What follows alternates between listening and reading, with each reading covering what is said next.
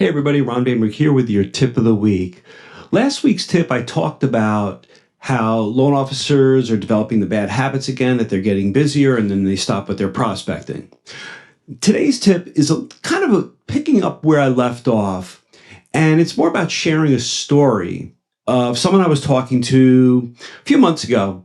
And they were talking about how they were going to brainstorm with, it was a loan officer, they were going to brainstorm with a realtor about ways to get more listings and get more activity happening.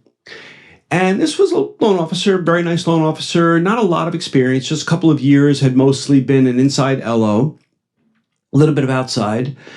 And I just said to them, I go, so let me ask you a question. I go, you're going to sit down with a real estate agent. You're going to brainstorm how to get more listings, to try to come up with ideas that nobody's thought of yet. And you really think that you're going to come up with something that is all of a sudden going to make a whole bunch of sellers want to sell when they're holding an interest rate of 2 3/4 or 3% or less, and rates are over 7. And she just looked at me and she's like, no, I guess not. And I said, I go, that's the problem that so many originators and realtors are dealing with. And that is, we know what to do.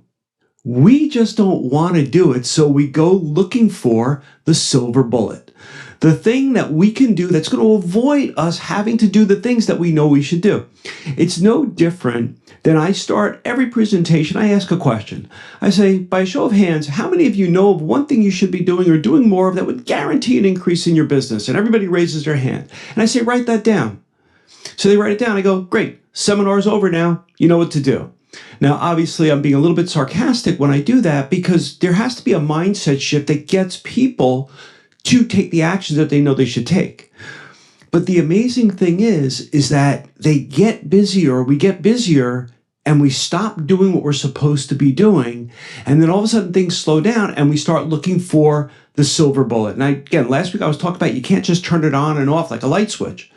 So I just want you to understand, you've really got to pay attention to the thoughts that are going on in your mind. And what is it that you're really looking for? And what are you willing to give in order to be successful in what is likely to continue to be a very challenging housing market, especially with the latest reports that are coming out as far as interest rates, that they're expected to stay well into the 6s now. Fannie Mae just said for 2 years. I don't know if they're going to be right, but those of you that have listened to me and that know me, you know that I'm always focused on one thing. The one thing is what do you have control over? And you don't have control over interest rates, but you have control over the consistency and the actions you take. So don't look for the silver bullets. Just answer the simple question of what are the things that you know you should or should be doing more of that are guaranteed to increase your production. And if you don't have all the skills to do it, then just ask another question. What skills do I need to work on? And where do I get that? Where do I get that help?